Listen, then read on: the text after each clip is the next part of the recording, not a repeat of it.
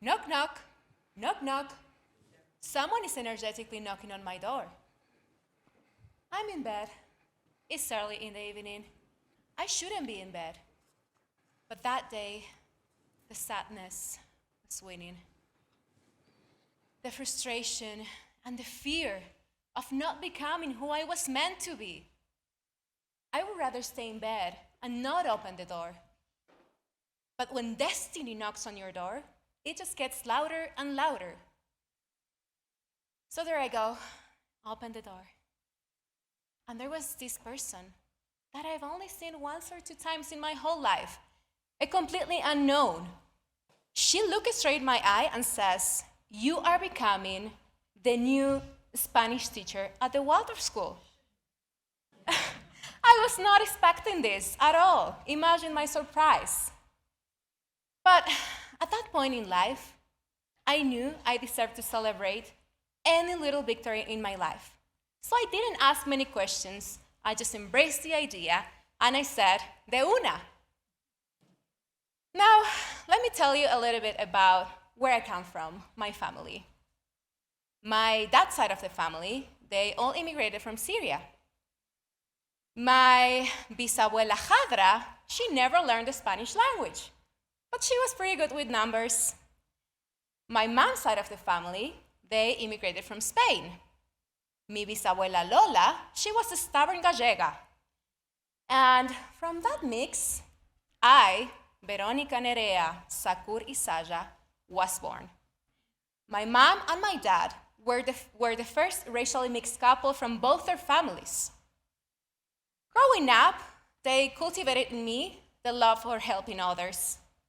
It was not easy being a child to help others, but that truly helped me to develop my interest to arts and this dream of becoming an art teacher and connecting with others through this unconscious world started to grow.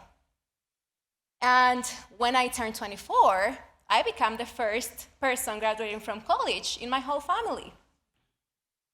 Thank you.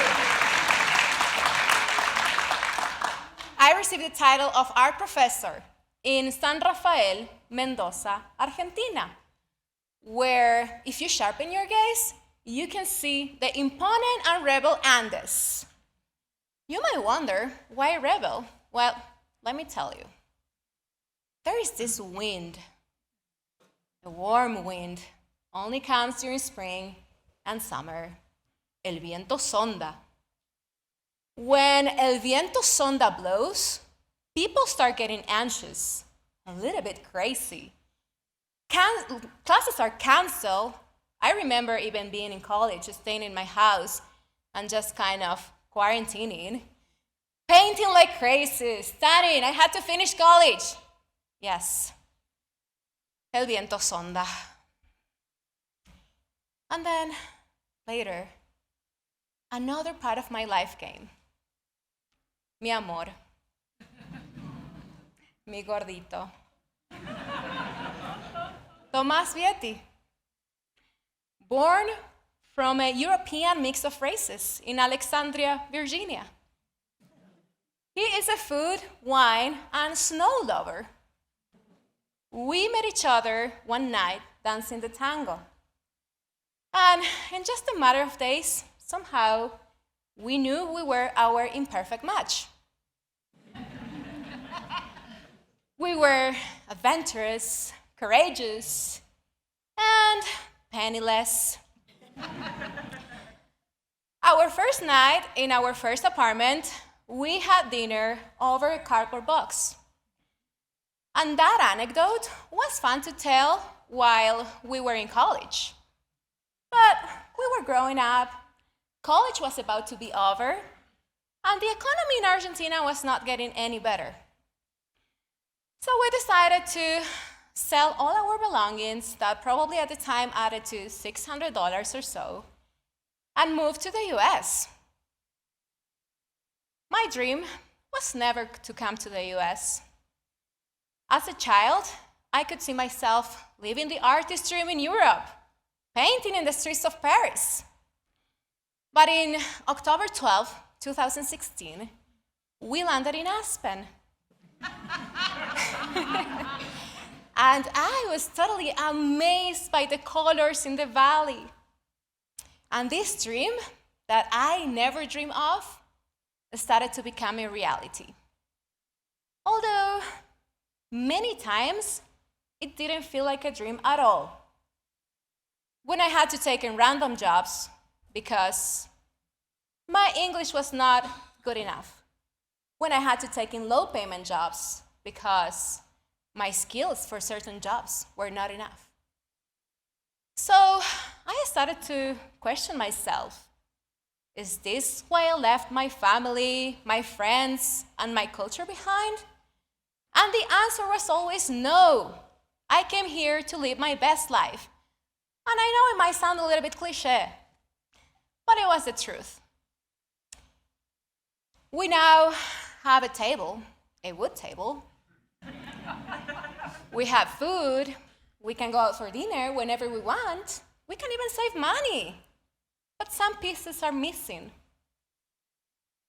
And this feeling of contradiction arose. In one side, we are so grateful for everything we've accomplished so far.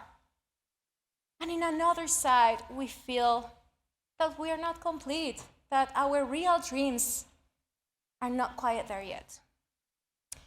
That's when we decided to, one more time, sell everything again and go and travel the world and see if there's another place for us out there.